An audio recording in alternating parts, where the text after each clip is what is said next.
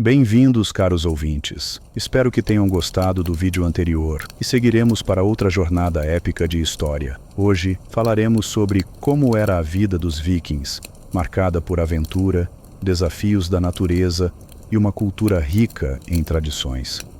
E como viveram principalmente entre os séculos 8 e 11 no norte da Europa, especialmente nas regiões que hoje conhecemos como Noruega, Suécia e Dinamarca. Os vikings viviam em pequenas aldeias. Suas casas eram feitas de madeira, barro e palha, com lareiras centrais que aqueciam e serviam para cozinhar. A família era o centro da vida viking. Homens, mulheres e crianças tinham papéis bem definidos. Os homens costumavam lutar ou comerciar, e as mulheres cuidavam da casa, da fazenda e podiam até administrar propriedades. Comiam carne, como porco, peixe, boi, cereais, cevada, centeio, legumes e laticínios. Usavam sal e ervas para conservar e temperar. Os vikings são famosos por suas expedições como guerreiros e navegadores.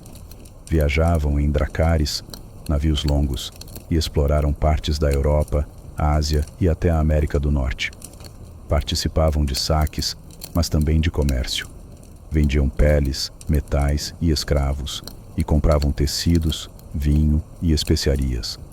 A guerra fazia parte da cultura, mas não era tudo. Muitos vikings eram agricultores e artesãos em tempos de paz. A religião era politeísta e cheia de mitos, com deuses como Odin, sabedoria e guerra, Thor, trovão, e Freyja, amor e fertilidade. Acreditavam em Valhalla, o paraíso dos guerreiros mortos em batalha. Rituais e sacrifícios, às vezes até humanos, faziam parte das práticas religiosas. Muitos vikings eram agricultores. Cultivavam a terra e criavam animais como ovelhas, cabras e bois. Também eram ferreiros, carpinteiros, pescadores e comerciantes. A economia era baseada em trocas, mas também usavam prata como forma de pagamento. Usavam o alfabeto rúnico, entalhado em pedra, madeira ou metal. Contavam histórias por meio da tradição oral, como as sagas islandesas. A arte viking era rica em símbolos, esculturas e joias, muitas vezes com formas de animais e entrelaçados. Tinham um sistema legal próprio, com reuniões chamadas Thing, onde decidiam sobre conflitos, crimes e leis. As punições iam de multas até o exílio. Nos confins gelados da Noruega, entre montanhas cobertas de neve e florestas de pinheiros tão antigas quanto os deuses, havia uma pequena aldeia viking chamada Skjoldheim. Lá vivia um garoto de 14 invernos chamado Bjorn. Ele não era o mais forte, nem o mais rápido, mas tinha olhos curiosos e um coração valente. Seu pai, Jarl Erik, era o líder da aldeia, um guerreiro temido até pelos saxões, e sonhava que o filho um dia comandasse um dracar e cruzasse os mares. Mas Bjorn sonhava diferente. Ele queria entender os ventos, os segredos das runas e as histórias que os velhos contavam ao redor da fogueira. Numa noite de lua cheia, enquanto os guerreiros comemoravam a chegada de um barco com salmões, Bjorn ouviu um sussurro vindo da floresta. Era como um chamado, como se a própria terra o estivesse chamando pelo nome.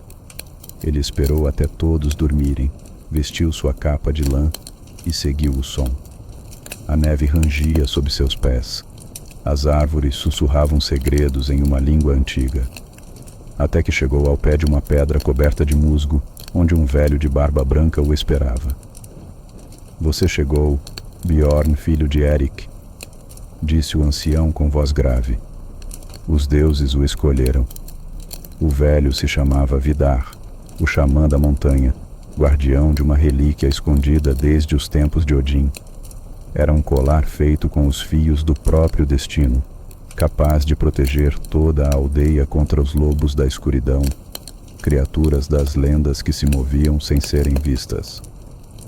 "Esta relíquia deve ser levada ao templo de pedra antes do próximo pôr do sol", disse Vidar. "Mas os lobos já acordaram, e você terá de enfrentá-los sem espada."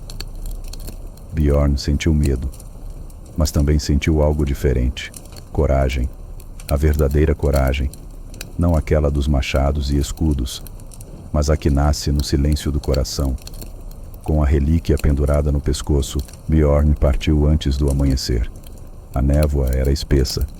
Em seu caminho, encontrou armadilhas de gelo, um corvo de olhos dourados que o guiava, e ouviu uivos longes. Os lobos estavam caçando, mas ele não parou. Usou o que sabia, as histórias, os mapas que memorizava, os sinais das árvores. Ele cruzou rios, subiu penhascos e no alto do monte encontrou o templo de pedra, coberto de neve. Colocou a relíquia no altar. O céu escureceu por um momento, e então a luz da aurora boreal iluminou o céu. Os lobos desapareceram. A aldeia estava protegida. Ao retornar, dias depois, Bjorn foi recebido com espanto. Todos achavam que ele havia fugido. Mas quando Vidar apareceu na aldeia e contou a verdade, Jarl Erik abraçou o filho como nunca antes. Você pode ainda não ter uma espada, disse o pai, mas hoje o norte inteiro ouvirá falar do corajoso Bjorn. E assim, o garoto que queria entender os ventos tornou-se guardião do destino de sua aldeia. O inverno em Skjoldheim passou mais rápido do que o normal. Desde que salvara-se a aldeia, Bjorn era visto com novos olhos. Não era mais só o filho do Jarl, mas o escolhido pelos deuses. Mas o jovem ainda não se sentia um herói. Dentro dele havia uma inquietação, um sussurro antigo, como o vento chamando novamente. Como se sua missão ainda não estivesse completa, e ela não estava. Certa manhã, Vidar o xamã trouxe notícias. Ao norte, além dos mares gelados, existe um templo enterrado no gelo, construído pelos primeiros filhos de Odin. Nele dorme uma força que nunca deveria despertar. Bjorn sentiu o chamado. Preparou-se. Partiria com 3 homens e um velho dracar reforçado com ferro. Entre eles estavam Gunnar, o amigo ferreiro, e Eira, filha de um comerciante que escondia uma sabedoria rara e sabia ler as estrelas. O mar estava furioso, como se tentasse impedi-los. Mas a embarcação avançou, guiada pela coragem de Bjorn e pela estrela polar. Após 5 dias em alto mar, viram surgir uma ilha coberta de gelo. Um silêncio pesado pairava no ar. Nenhuma ave, nenhum som. Apenas o frio e o eco do vento. É aqui, murmurou Eira, olhando um antigo mapa feito em pele de lobo. No centro da ilha, encontraram uma porta de pedra coberta de runas. Bjorn passou os dedos pelas inscrições. Algo brilhou. As runas reconheceram o colar da primeira missão. A porta se abriu. Lá dentro, tudo era esculpido em gelo puro. Colunas, altares, estátuas de deuses antigos. No centro, uma esfera brilhava com uma luz azul. Vidar havia dito que aquela era a chama da memória, capaz de revelar os segredos do passado e também do futuro. Mas ao tocar a esfera, Bjorn foi lançado numa visão. Ele viu Skjoldheim em chamas. Viu um exército vindo do mar, liderado por um homem de armadura negra, com olhos como carvão queimado. Isso ainda não aconteceu, disse Eira, que também sentiu a energia. Mas acontecerá se não levarmos a chama conosco.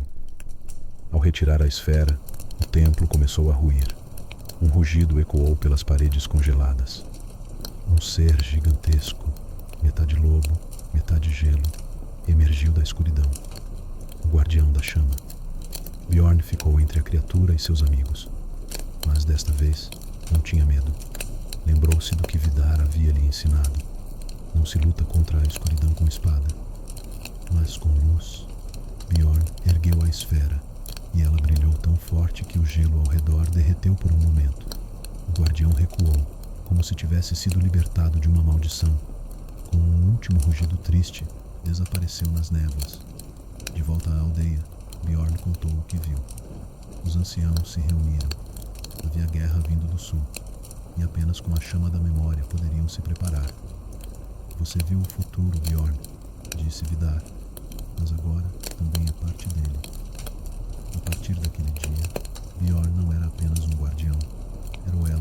passado e o que viria, e a guerra estava cada vez mais próxima.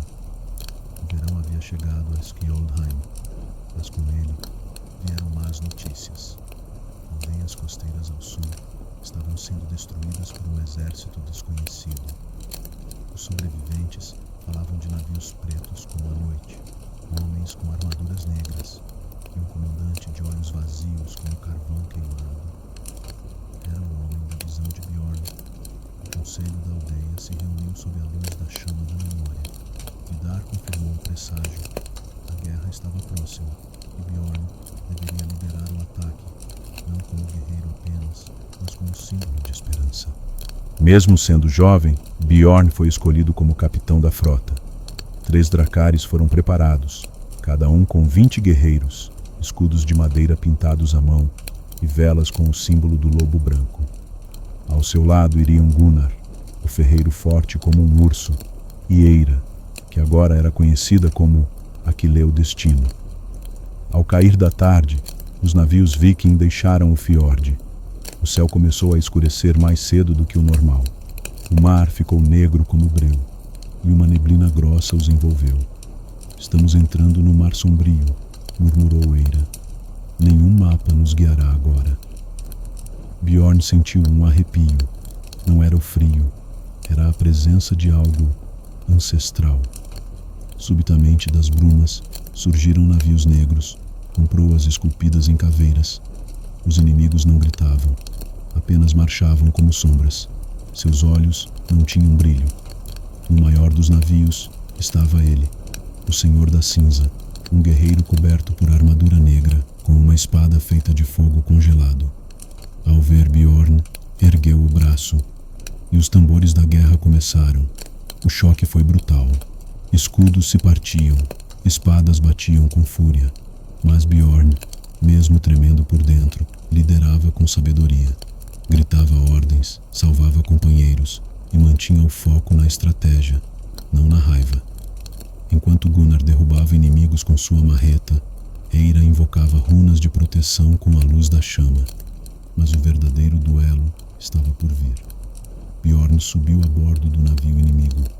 Enfrentou o Senhor da Cinza frente a frente. As espadas se cruzaram. A cada golpe, memórias de suas visões voltavam. Fogo, destruição, medo. Quando parecia que tudo estava perdido, Bjorn caiu de joelhos. Mas em seu peito, a chama da memória brilhou. E naquele instante, ele compreendeu.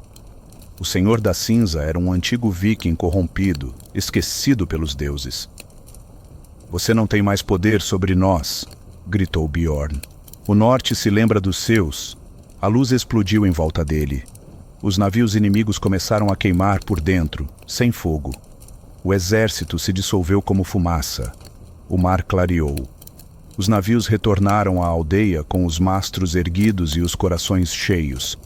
Nenhuma celebração havia sido como aquela. Bjorn não era mais apenas o filho de Eric. Ele era agora Bjorn, portador da luz, o mais jovem líder da história de Skjoldheim. Mas mesmo naquela noite de festa, sob os cantos e fogueiras, ele olhou para as estrelas e pensou: se o mar sombrio existia, o que mais se esconde além das montanhas? O que mais os deuses deixaram para ser descoberto? A lenda estava apenas começando. Já se passara 1 ano desde a Batalha do Mar Sombrio. A aldeia de Skjoldheim prosperava. Mas Bjorn sabia que a paz no mundo dos homens era frágil, e os sinais do céu estavam mudando. Estrelas começaram a desaparecer do norte. Os corvos de Odin já não voavam sobre as florestas, e nas montanhas distantes, os ventos sussurravam em línguas esquecidas. Foi Vidar quem trouxe a última profecia. Quando a luz fugir das estrelas, o martelo de Thor deve ser acordado. Ele dorme na montanha mais alta, mas só o verdadeiro filho do norte poderá alcançá-lo. Bjorn não hesitou. Ele partiria para o cume da lendária Skifjall, a montanha dos deuses, um lugar onde o céu toca a terra e os antigos deixaram seus últimos segredos. A subida era impossível para muitos. Ventos cortantes, neve sem fim, lobos brancos que caçavam em silêncio. Mas Bjorn tinha consigo Eira, que carregava os mapas celestiais, e Hurik, um ex-caçador das florestas do leste, que conhecia o gelo como ninguém. Por 7 dias e 7 noites, escalaram penhascos, cruzaram pontes de gelo, enfrentaram nevascas cegantes. No 8º dia, encontraram uma porta esculpida na própria montanha, com runas gigantes que diziam: aqui dorme o trovão, aquele que o acordar, acordará os deuses. Bjorn colocou a mão sobre a pedra. A chama da memória brilhou. A porta se abriu, revelando um caminho profundo e escuro. Dentro da montanha havia uma câmara colossal. No centro, repousava o Mjolnir, o verdadeiro martelo de Thor, maior que um homem, envolto em correntes douradas e faíscas congeladas no ar. Mas ao se aproximarem, ouviram passos pesados. Um gigante apareceu, com olhos de lava e barba feita de cinzas. Era Hrungnir, o último dos Jötnar, gigantes, deixado como guardião do martelo. Nenhum homem levará Mjolnir, rugiu ele, nem mesmo o escolhido. Bjorn não sacou espada. Em vez disso, falou com voz firme: eu não vim por glória. Vim porque o norte precisa despertar seus protetores, não para destruir, mas para proteger. O gigante riu, mas então, pela primeira vez em séculos, o martelo brilhou sozinho e se ergueu no ar, voando até a mão de Bjorn. Hrungnir se calou. Seus olhos perderam o fogo. Ele se ajoelhou. Thor, voltou em ti. No instante em que Bjorn tocou o martelo, trovões rugiram mesmo sem nuvens. Raios cortaram os céus do norte. A neve derreteu nas montanhas distantes, e em Valhalla, os guerreiros antigos sorriram. Bjorn agora carregava o martelo de Thor, não como Deus, mas como guardião da ponte entre os homens e os céus. Ao descer da montanha, não havia mais dúvidas. Os ventos haviam mudado. Algo vinha do Oriente. Um novo inimigo, não feito de carne ou gelo, mas de metal e fumaça. Bjorn olhou para Mjolnir, então para Eira, e disse: chegou a hora de cruzarmos o mar novamente. O mundo está maior do que imaginávamos, e os deuses esperam por nós. E assim termina a fase média adulta de sua vida. Espero que tenham gostado.